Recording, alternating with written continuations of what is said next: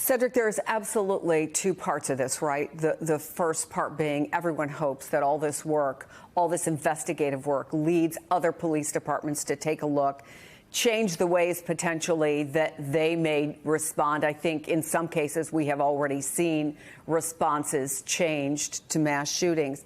But then there's the second part of this, which is police accountability. And I think we heard one of the speakers today say they want the names, that the problem among some in the community is they don't want to believe that the contributing factor here was people that they grew up with. And then another family member who said this. Take a listen.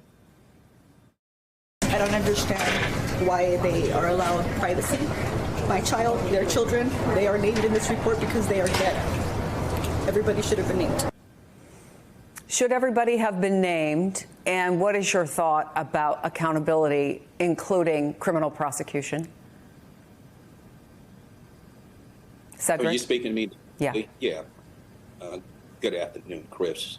Yeah, there has to be full accountability. I think what we've heard a lot of repeatedly over and over again, the abject failure that took place here on May 24th of 2022.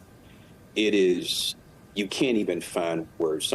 I've been in and out of law enforcement over 40 years of my career, and never have I can recollect, along with others that are friends of mine and former colleagues, can we recollect such incident that this occurs where officers don't go in immediately. If you look at that video that's on the screen right now, the number of officers that are equipped with shields, vests, helmets, long rifles, just simply failed to show courage, because none was shown here. And these kids were being killed, mutilated down the hall from them. And thank God for the U.S. Border Patrol. Yes, there should be accountability. And these parents and those friends and those survivors in that community is still traumatized and will be for a very long time. I will tell you, and I think we also have to keep in mind too here, Chris, is that on that particular day, every agency that was in that building or on that scene have to assume some type of responsibility in some way. Yes, it was a failure of leadership, but it also comes to a point too where you have to make a decision. And thank God for the U.S. Border Patrol who came on that scene and put an end to that tragic event. But let me be clear about something, is that these type of mass shootings that have occurred before Robb Elementary School and those that have occurred after, when we have seen a number of them, and we also have seen police response where they have responded in a manner that we would consider to be heroic, and one also in which they did exactly what they were trained to do.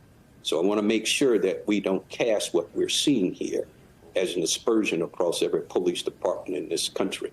But on that particular day, in that particular community, that was horrific. It was a failure by every law enforcement agency there. The state police owns it just as much as a local police. Everyone who was there who failed to do more as those children died and take 77 minutes to respond is unspeakable. And that the community is angry. And whatever it is that they want, they should have, if it's going to be peace to them, because no civil suit and no criminal charges are going to bring their children back.